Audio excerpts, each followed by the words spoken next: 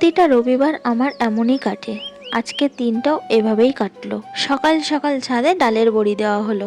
শুভ সকাল বন্ধুরা, আমি টুকুন টুকুন লাইফস্টাইল ব্লগে তোমাদের অনেক অনেক স্বাগত জানাই। কেমন আছো তোমরা সবাই? আশা করছি যে যেখানেই আছো কাছে দূরে সবাই খুবই ভালো আছো, সুস্থ আছো। আর তোমাদের ভালোবাসা, ভগবানের আশীর্বাদে আমরা সবাই খুবই ভালো আছি। আজ রবিবার, এখন সকাল 8টা বাজে। এখন থেকে তোমাদের সবাইকে সঙ্গে নিয়ে নতুন একটা সকালকে সঙ্গে নিয়ে নতুন একটা ভিডিও শুরু করেছি। আশা করছি আজকের ভিডিওটা তোমাদের খুবই ভালো লাগবে। এখন তো ছাদে ভালো রোদ্দুর থাকে না, তার জন্য জামাকাপড়গুলো ঠিকঠাক শোকাচ্ছে না। তো কালকের আধ ভিজা জামাকাপড় ছিল, জামাকাপড়গুলো রোদ্রে মেলে দিলাম। তারপরে দুষ্টুটাকে ব্রাশ করিয়ে দিলাম, ব্রাশ করিয়ে ওর মুখটা ভালো করে ধুইয়ে দিলাম। আর এই দেখো, এগুলো কি করা হচ্ছে বলো তো? এগুলো তো তোমরা সবাই জানো, এগুলো বড়ি দেওয়া হচ্ছে। তো আমরা আজকে ছাদে বড়ি দিচ্ছি। তো এই দেখো, এখানে কিন্তু 2-3 থালা অলরেডি বড়ি দেওয়া হয়ে গেছে, আর এখনও কিন্তু অনেক বাকি আছে। এই শীতকালের এই সময়টা আসলে সবাই কিন্তু বড়ি দেয়। এই সময়টাই কিন্তু বড়ি দেওয়ার সময়। আর রোদ্দুরটা ভালো হলে তোর বড়িগুলো বেশ সুন্দরই হয়। তো ধুতি কাপড়ে দিতে পারলে বেশ ভালো হতো, বাট ধুতি কাপড় নেই বলে এইভাবে থালাতেই দিতে হচ্ছে অল্প অল্প করে। মাও ফোন করে বারবার বলছে যাওয়ার কথা বড়ি দেবে বলে, কারণ একা একা ওই বড়ি দেওয়া সম্ভব হয় না, অনেক খাটুনির কাজ। তো দুজন মিলে হলে না অনেকটাই সুবিধা হয়। আর এই দেখো, আমাদের কিন্তু বড়ি দেওয়া হয়ে গেছে। আমাদের মতো তোমরা এরকম কারা কারা বড়ি দাও বাড়িতে, কমেন্টস বক্সে কিন্তু অবশ্যই জানিও, একদম ভুলো না কিন্তু। আর বড়ি দেওয়ার মজাটাই আলাদা। বাবার বাড়ি যখন যাই সবাই মিলে একসাথে বসে বড়ি দিই, ভীষণ আনন্দ হয়। তো এবার যদি যাই, বড়ি দেওয়া হয়, তো ভিডিও করে তোমাদেরকে দেখাবো কত আনন্দ হয়। তো যাই হোক, দেখি এবার আর কবে সময় হয়। যদি শীত কমে তো যাবো, ওদিকে প্রচুর শীত এখন। ওই জন্য না এখন যেতে পারছি না, নাহলে কবে থেকে মা বলছে যাওয়ার কথা। তো যাই হোক, তারপরে দেখো বেসিনে চায়ের বাসন টাসন ছিল, চা খাওয়া হয়েছে সকালে। সব বাসনগুলো ভালো করে মেজে ধুয়ে নিচ্ছি। এখন কিছুটা বাসন বাসনের ঝুড়িতে উপর করে দেবো, আর চায়ের বাসনগুলো ঘরে নিয়ে চলে এলাম। তারপরে উপরে ঘরটা গুছিয়ে নিচ্ছি। তো বিছানাটা ঝেড়ে গুছিয়ে নিয়েছি, আর এই কম্বলটা ভাঁজ করব। কম্বলটা কিন্তু খুবই পাতলা, তোমাদের দাদাভাই চাদরের মতো ইউজ করে। কি বলো তো, ওপরটা তো প্রচুর ঠান্ডা আর হাওয়াও দেয়, তার জন্য ওই চাদরটাই জড়িয়ে ওপরে আসে। আর এদিকে দেখো, দুষ্টুটাকে রেডি করিয়ে দিয়েছি, ও এখন যাচ্ছে চুল কাটতে। চুলগুলো না প্রচুর বড় বড় হয়েছে, তার জন্য তোমাদের দাদাভাইকে বললাম ওর চুলগুলো কাটিয়ে নিয়ে আসতে। ও চলে গেলে চুল কাটতে। ঘরে ঢুকতে গিয়ে পিছন ফিরে দেখি একটা ফেরিওয়ালা দাঁড়িয়ে, আর অনেকেই জিনিসপত্র দেখছে, কিনছে। আমিও এক দুপা করতে করতে গেলাম, দেখি খুব সুন্দর সুন্দর জিনিস ফেরিওয়ালাটার কাছে। তো আমি আর কিছু নেইনি, জিনিস দেখে চলে এলাম। দুষ্টুটা চুল কাটিয়ে বাড়ি আসার সময় দাদাভাই চিকেন কিনে এনেছে। তো দেখো, চিকেনগুলো দুভাগ করে কেটে নিচ্ছে। তো একদিকে সলিড চিকেন কাটছে, আর একদিকে হাড়গুলো সাইড করছে।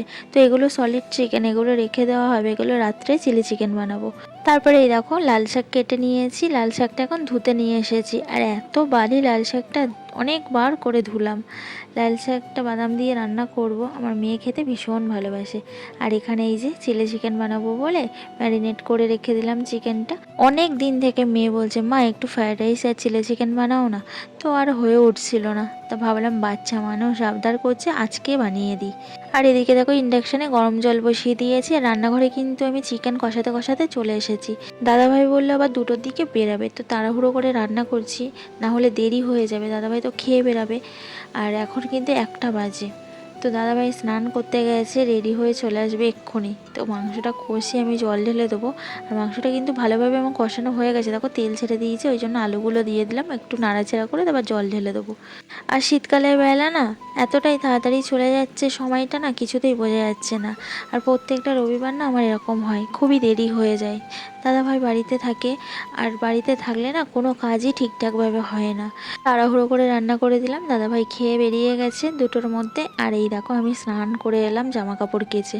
আর এখন ঘড়িতে পুরো একদম কাটায় কাটায় 2:30 বাজে। শীতকালের এই 2:30টার সময় এখন আমি স্নান করে এলাম। এতটা ঠান্ডা লাগছে, তোমাদের কি বলবো, ভীষণ ঠান্ডা লাগছে। কি আর করবো বলো, প্রত্যেকটা রবিবার এভাবেই আমার কাটে।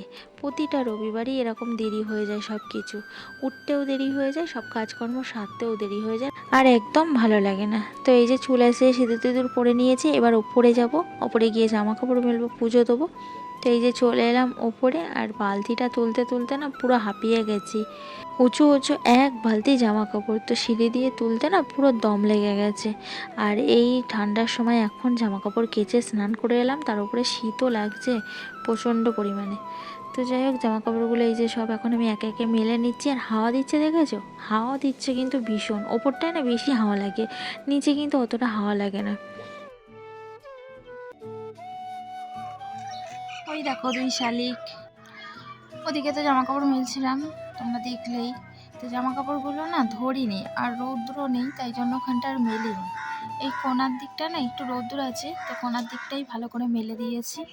যা শুকায় জলটা ঝরে গেলেই হবে। আর আমাদের বড়ির অবস্থা দেখো, বড়িগুলো তো শুকাতে হবে ভালো করে, যদি না শুকায় তাহলে নষ্ট হয়ে যাবে বড়িগুলো। তো যেখানে রৌদ্র আছে সেখানেই দেওয়া হয়েছে। তো দেখো এখানে একটু রৌদ্র আছে বলে এখানে একটা থালা দেওয়া হয়েছে, ওই আলসিতে দেওয়া হয়েছে। আর কয়েকটা থালা দেখো এই আলসিতে দেওয়া হয়েছে। এখানে একটু রৌদ্র আছে, এই কোণার দিকটা একটু রৌদ্র থাকে বিকেল অবধি। তো বড়িগুলো শুকাতে হবে, না শুকালে তো বড়িগুলো একদম নষ্ট হয়ে যাবে। আরেকটা থালা দেখো কোথায় দেওয়া হয়েছে, আরেকটা থালা দেওয়া হয়েছে ওই যে বেসিনের ওপরে, ওখানটা একটু রৌদ্র হয়েছে, তার জন্য এই বড়ির থালাটা এখানে দেওয়া হয়েছে।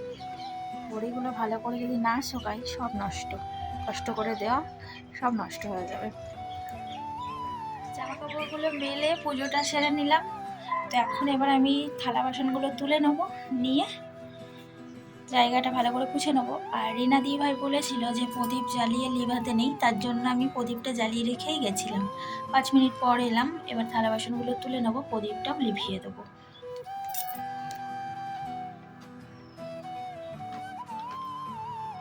চলো থালা বাসনগুলো তুলে জায়গাটা পুছে নিই। আর এখন কিন্তু 3টে বাজে, দুষ্টুরা এখনও ড্রয়িং ক্লাস থেকে আসেনি। দুষ্টুরা এলে তারপরে ছেলে খাওয়া দাওয়াটা সেরে নেবো। দাদাভাই বেরিয়ে গেছে কাজে, দাদাভাইয়ের আজকে হাফ ডে আছে। তো বেলা থেকে বেরালো, এই 2টোর দিকে বেরালো খেয়ে দিয়ে। আমার মতো কি তোমরাও এরমভাবে পুজো দাও? পুজো দেওয়া হয়ে গেলে বাইরে গিয়ে 5 মিনিট পরে এসে থালা বাসনগুলো তুলে নিয়ে জায়গাটা ভালো করে পুছে নিই। তো এরমভাবে যে যে পুজো দাও কমেন্টস করে কিন্তু অবশ্যই জানিও। তো দেখো আমার থালা বাসনগুলো তোলা হয়ে গেছে। আর এখানে এই যে প্রসাদগুলো আমি একটা পাত্রে নিয়ে নিয়েছি, বাড়ির সবাইকে দেবো, সবাই খেয়ে নেবে। চলো জায়গাটা পুছে নিই।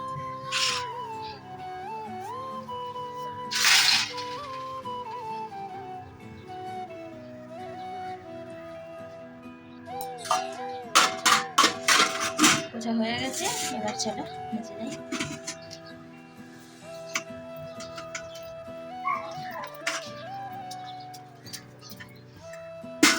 রেখে দিলাম, পরে ধুয়ে নেবো।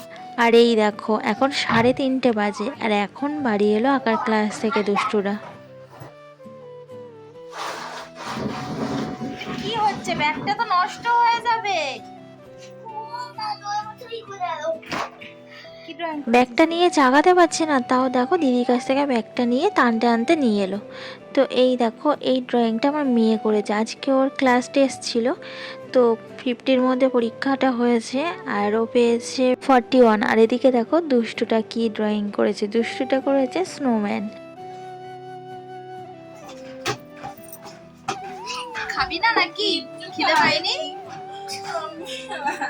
খিদে পাইনি? এত বেলা হয়ে গেছে, 3:30 বেজে গেছে, আর ও বলে খাবে না। দেখেছো, ওর খিদে বলে কিছু নেই। সত্যি কথা বলতে আমার না ভীষণ খিদে পেয়ে গেছে, সকাল থেকে কিছু খাওয়া হয় না আমার কাজের চাপে। তো এই দুপুরবেলাতেই যা দুটো খাই। খাওয়া দাওয়া করতে করতে এতটাই বেলা হয়ে গেল, দেখো সূর্যটা ওই দেখো বাড়ির কোণটাই ডুবছে, ওই দেখো দেখা যাচ্ছে না, ডুবে গেছে প্রায়। আর এই দেখো ট্রেন যাচ্ছে, পুরো বিকেল হয়ে গেছে, প্রায় সন্ধ্যা হয়ে আসছে। আর এখন এই যে খাওয়া দাওয়া করে উঠলাম।